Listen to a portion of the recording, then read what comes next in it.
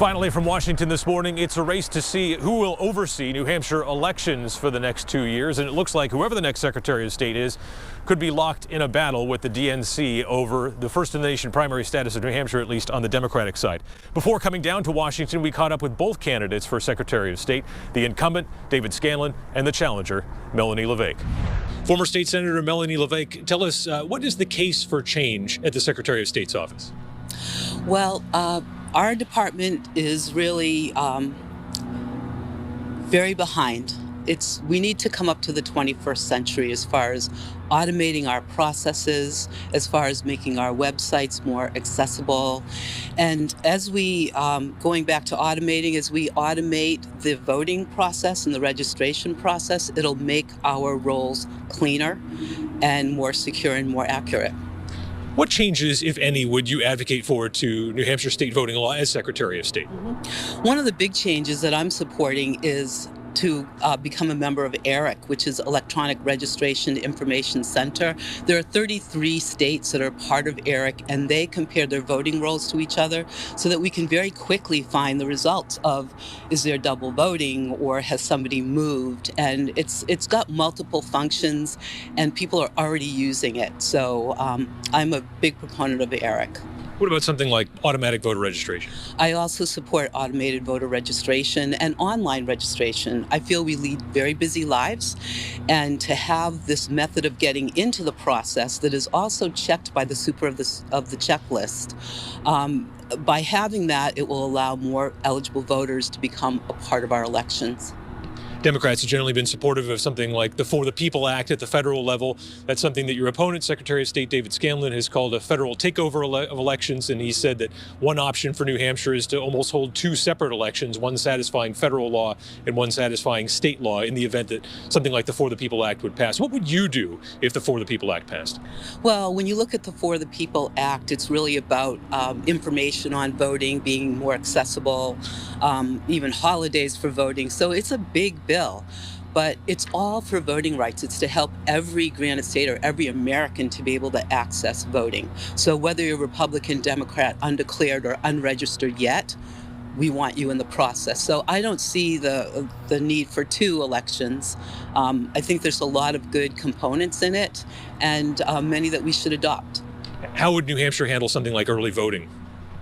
Well, right now, I think what we can do is to have no excuse absentee. And that is, in essence, early voting. So that would be like the first step towards early voting. We're doing it already. We did it through COVID, and it worked very well. What do you think of how the Secretary of State handled that Manchester Ward 6 state rep seat recount? Well, I think that in New Hampshire, we have a lot of close elections. We have a lot of recounts. I don't want to speak to how the Secretary handled it, but I will speak to, if I were the Secretary of State, I would make sure that we had upfront comprehensive understanding of our counts the night of the election, comparing the number of voters who cast their ballots and the absentee ballots and military ballots as well. So to know that count before we go into a recount. Given the discrepancy of the recount, though, did the Secretary of State do the right thing by making sure all the votes were counted? I think it's important to have all the votes counted.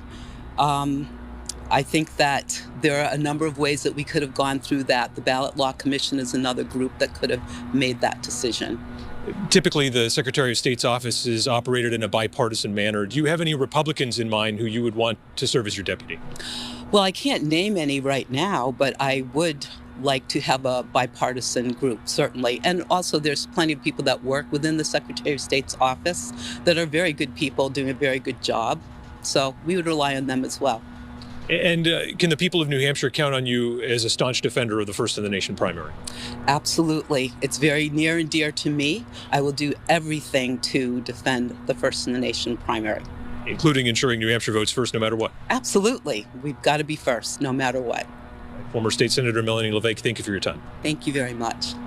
Mr. Secretary, you're going to face your first vote before the full legislature on Organization Day. What is the case you're making for a full 2-year term at the helm as a Secretary of State? Well, I'm running on my record. I've been in the office for 10 months. We just came through a very successful election. It certainly had challenges. It was unique in many ways, but we pulled it off. I have a great staff that I put together, a bipartisan staff that is focused on doing a good job and not focused on politics. During the 10 months that I've been acting as Secretary of State, we've made major improvements to the office, and anybody that's been paying attention should be able to recognize those items, updating our information technology systems, making it easier for constituents of New Hampshire to be able to conduct business online with the Secretary of State's office. We've put together a really great investor education tool and program where citizens of New Hampshire can educate themselves on investing in New Hampshire and also avoiding scams that are out there. We put together publications in foreign languages to acknowledge our growing diversity in our population. And there's a lot of good stuff happening, and that's a record that I'm more than happy to run on. I believe that the office should be nonpartisan. I have shown that I am able to conduct the office in a nonpartisan way. What people may not know is that during the 20 years that I have been with the Secretary of State's office, I have never accepted a campaign contribution. I have never endorsed a political candidate running for office. I do not attend partisan political events, and that is all in keeping in line with making sure that the office is representing the people of New Hampshire and not political interests.